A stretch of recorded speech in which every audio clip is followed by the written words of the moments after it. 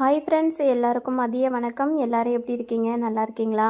இன்றைக்கி காலையில் பிரதோஷங்க. சாமி கும்பிட்டு முடிச்சுட்டு அதுக்கப்புறம் என்னோடய சமையல் வேலையை வழக்கம் போல் நான் ஸ்டார்ட் பண்ணிட்டேன். இன்றைக்கி என்ன சமையல்னு பார்த்திங்கன்னா, பாப்பா ப்ரோக்கோலி கேட்டிருந்தா. நேற்று ப்ரோக்கோலி கடைக்கு போய்ட்டு வாங்கிட்டு வந்திருந்தேன். அதை எனக்கு ஃப்ரை பண்ணி கொடுத்துருமா அப்படின்னு சொல்லியிருந்தாங்க. அதை வெந்நீர் ஊற்றி கொஞ்சோண்டு மஞ்சத்தூள் உப்பு போட்டு அலசி எடுத்துக்கிட்டேன். மறுபடியும் நல்ல தண்ணி வச்சு அலசி எடுத்துக்கிட்டு கொஞ்சமாக ஒரு ஸ்பூன் அளவு எண்ணெய் ஊற்றிட்டு அதில் இந்த ப்ரோக்கோலி வெறும் வெங்காயம் இஞ்சி பூண்டு எதுவுமே தேவையில்லை. வெறும் ப்ரோக்கோலியை மட்டும் போட்டு நல்லா வதக்கிட்டு கொஞ்சம் அதுக்கு தேவையான உப்பு கொஞ்சோண்டு பெப்பர் தூளும் போட்டுக்கிட்டேங்க.